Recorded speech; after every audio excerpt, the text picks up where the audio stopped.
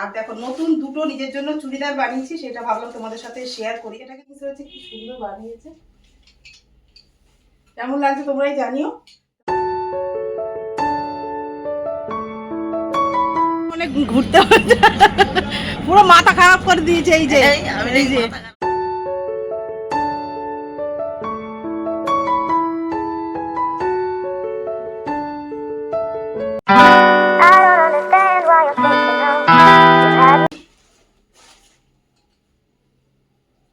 Hello everyone, good evening. তোমরা সবাই কেমন আছো? আশা করি খুব ভালো আছো, সুস্থ আছো। আমরাও ভালো আছি। দেবনাথ ফ্যামিলিতে তোমাদের আরেকবার স্বাগত। আজকে হচ্ছে মঙ্গলবার আর ঘড়ি কাটাতে বাজে এখন সন্ধ্যে 6টা। তো এখন থেকেই ব্লগটা শুরু করলাম তোমাদের সাথে নিয়ে, সঙ্গে নিয়ে। আর আজকে সন্ধ্যেবেলা থেকেই ব্লগটা শুরু করলাম। মানে উপোস তো গেছে, রবিবার দিনকে শিবরাত্রি ছিল, তার পরের দিন আমার যে শরীরটা খারাপ তোমাদের কি বলবো, মানে মাথা তুলতেই পারছিলাম না। সারাটা দিন খুব কষ্ট করে আর কি কেটেছে আমার, সোমবারে সারাটা দিন কালকের শুয়ে বসেই কেটেছে। ভীষণ মাথা যন্ত্রণা, মানে মাইগ্রেনের ব্যথা না কিসের আমি জানি না।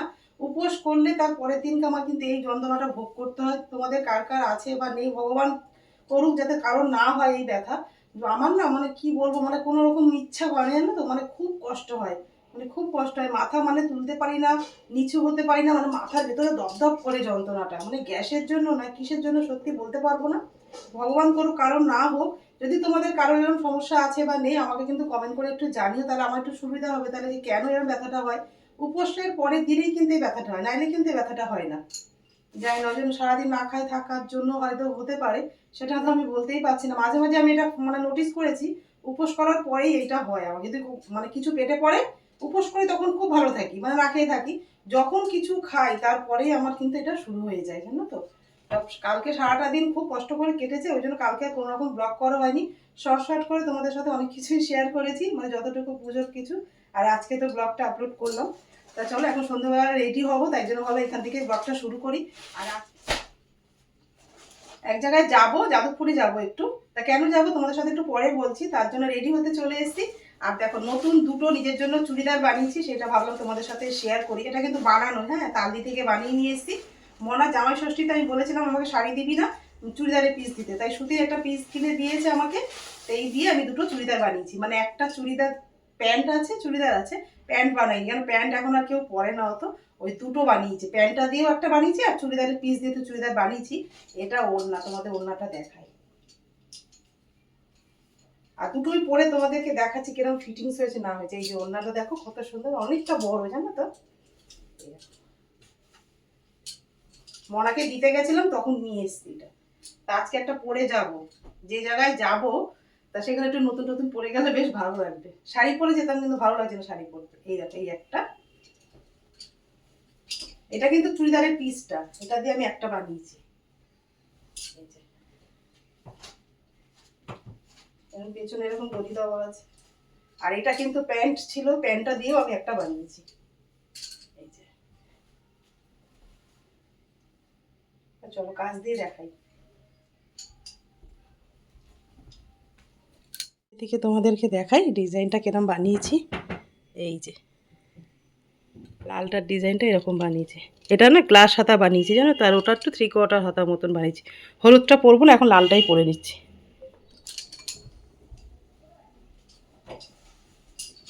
তো চলো পরে নিয়ে তারপর তোমাকে দেখাচ্ছি ফিটিংসটা কিরকম হয়েছে। একটা পরে নিয়ে একটু তাড়াহুড়া রয়েছে, একজন আসবে। চলো এটা পরে নিয়ে আগে।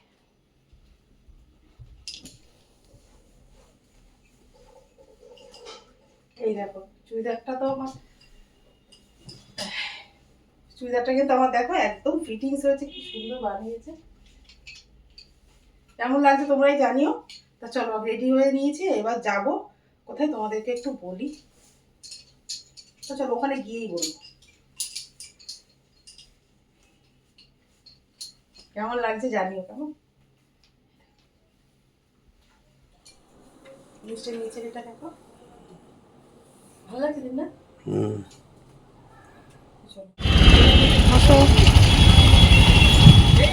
সন্ধেবাতি দেওয়ার পরেই কিন্তু বাড়ি থেকে বেরিয়ে গেছি। সন্ধ্যের চাটা তো বাড়িতে খাওয়া হয়নি, তা সন্ধ্যেবেলা যাদবপুরে এসছি আর চা খাবো না তা তো হতেই পারে না। তাই জন্য সবসময়ের জন্য যে এখান থেকে চা খাই, একদম যাদবপুর ইউনিভার্সিটির অপোজিটে এখানে চা, মোমো, চাউমিন, মানে কি খাবে আর কি, মানে এখানে দোকান একদম লাইন দিয়ে রয়েছে।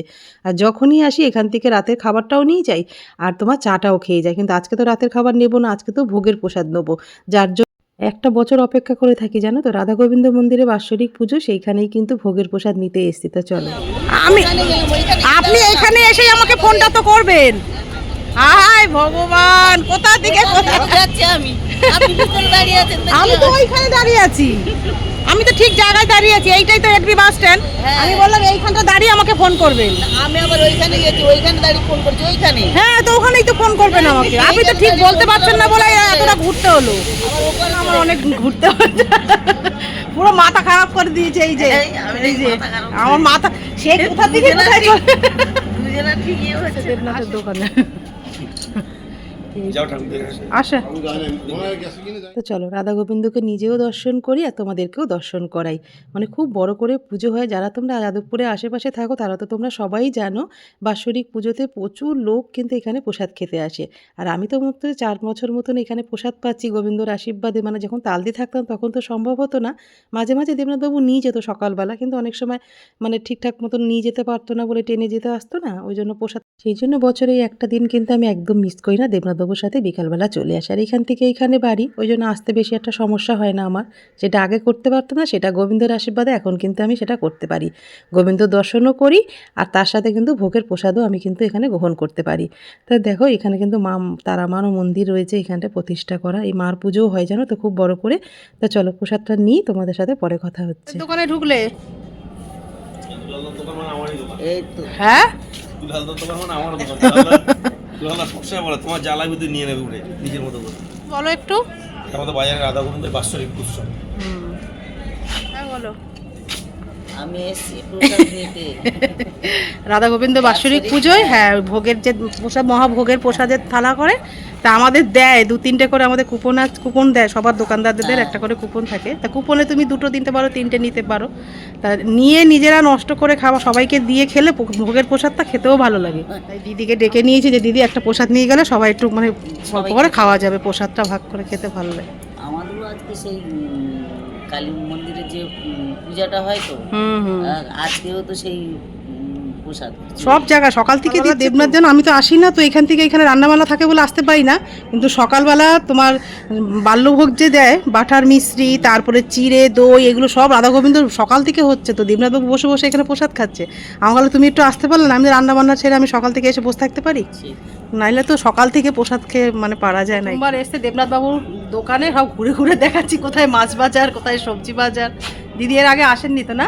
না এই প্রথম এসে, ওই ঢুকলাম। তাও আশা হলো এই যে প্রসাদের জন্যই আসা হয়েছে, নাইলে তো এই সময় আসতো না। হ্যাঁ, বাইরে থেকে তখন গেছিলাম যে ওই যে আমরা কোথায় এর ভিতরে, যাচ্ছিলাম হ্যাঁ। যখন তখন দেখিয়েছিলাম, কিন্তু ভেতরে আসেন। আসো, ও প্রসাদ নিয়ে ব্যাগ। আমাদের প্রচুর প্রসাদ, বাইরে তো মানে খিচুড়ি। প্রসাদ ভাগ করে খাওয়ার মজাটাই আলাদা, তাই না? তা দিদিকে দেখো ব্যাগে করে দেবনাথবাবু কিন্তু সুন্দর করে গুছিয়ে দিয়েছে, বাড়িতে নিয়ে গেলে সবাই একটু একটু রাধা গোবিন্দর প্রসাদটা সবাই গ্রহণ করতে পারবে।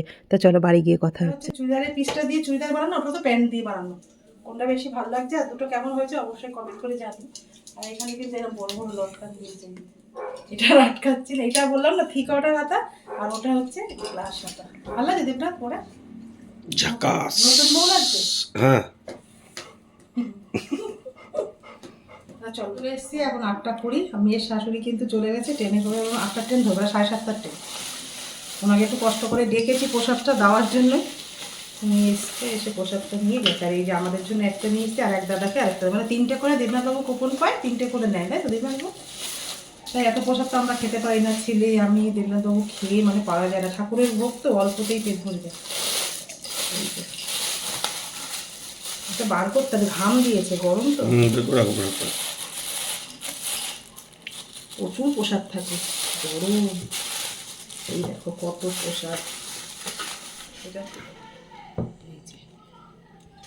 এই যে রাধা গোবিন্দর মহাপ্রসাদ, একটা খেয়ে পারা যায় না, প্রচুর থাকে এর মধ্যে।